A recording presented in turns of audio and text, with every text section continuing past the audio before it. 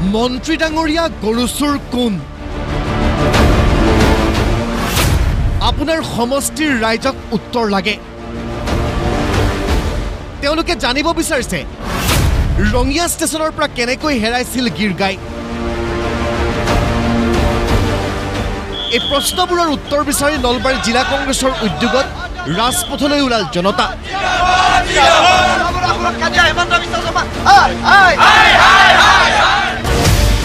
মন্ত্ৰী পত্নীয়ে ৰাজ সাহায্যযুক্ত আঁচনি লাভ কৰা আৰু গৰুচুৰ প্ৰসংগত উত্তাল নলবাৰী অসমৰ মন্ত্ৰী জয়ন্ত মল্ল বৰুৱাই ইতিমধ্যে যি ৰাজ সাহায্য লৈছে যি ৰাজ সাহায্যৰ কাৰণে অসমৰ লাখ লাখ গৰু ফাৰ্মাৰ আছে তেখেতসকলক বঞ্চিত কৰি যে ৰাজ সাহায্য লৈছে জয়ন্ত মল্ল বৰুৱাই বিশেষকৈ চৰকাৰে ক্ষুদ্ৰ ক্ষুদ্ৰ গোপালকসকলক ৰাজ সাহায্য নিদি কেৱল মাত্ৰ তেওঁৰ মন্ত্ৰী পত্নীক যি ৰাজ সাহায্য দিলে তাৰ দ্বাৰা অসমত লাখ লাখ গোপালকক তেওঁলোকে ঠগাইছে আৰু সমান্তৰালভাৱে এই গো মাতাক পূজা কৰা চৰকাৰখনে গো পালন কৰি যিসকল ক্ষুদ্ৰ ক্ষুদ্ৰ গোপালকে সংস্থাপন হৈ গৈছে তেওঁলোকক বঞ্চিত কৰি মন্ত্ৰী জয়ন্ত মল্ল বৰুৱাই যি ৰাজ সাহায্য লয় তাৰ প্ৰতিবাদত কংগ্ৰেছ দলে পৰ্যায়ক্ৰমে আন্দোলন চলাই যাব জয়ন্ত মল্ল বৰুৱাৰ এই ২ নম্বৰী কামবোৰ এটা এটাকৈ ফাদিল হৈছে যাৰ বাবে লাজত এতিয়া আবুল তাবুল বকিছে মন্ত্ৰীগৰাকীয়ে গৰুখুটি লৈ বুলি গুজৰাটৰ পৰা অনা গিৰগাইক ক্ৰয় কৰাৰ কথা স্বীকাৰ কৰিছিল খুদ বহুবল কি মন্ত্ৰীয়ে কিন্তু কোনো নিবিদা নোহোৱাকৈ চৰকাৰী ধনেৰে ক্ৰয় কৰা গিৰগাই কেনেকৈ কিনিলে মন্ত্ৰীয়ে প্ৰশ্ন কংগ্ৰেছৰ জয়ন্ত মল্ল বৰুৱাই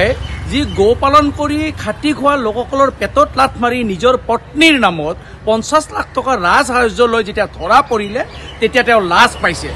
এতিয়া কি হ'ল এতিয়া যেতিয়া তেওঁ গিৰগাই তেওঁৰ নামত যেতিয়া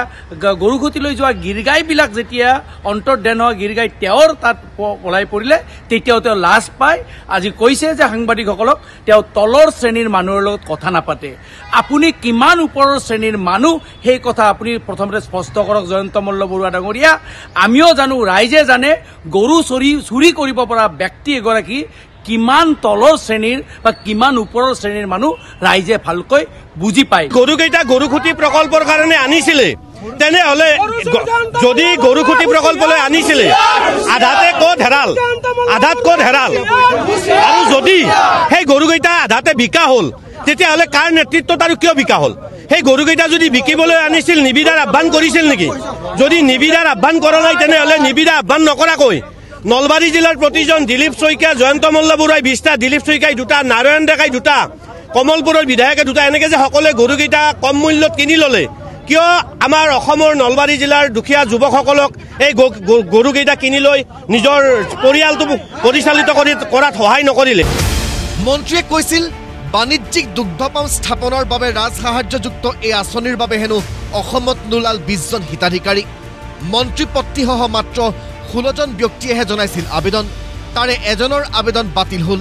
মন্ত্ৰীৰ বক্তব্যৰ পিছত কংগ্ৰেছৰ প্ৰতিক্ৰিয়া মল্ল বৰুৱা ডাঙৰীয়াই কৈছে যে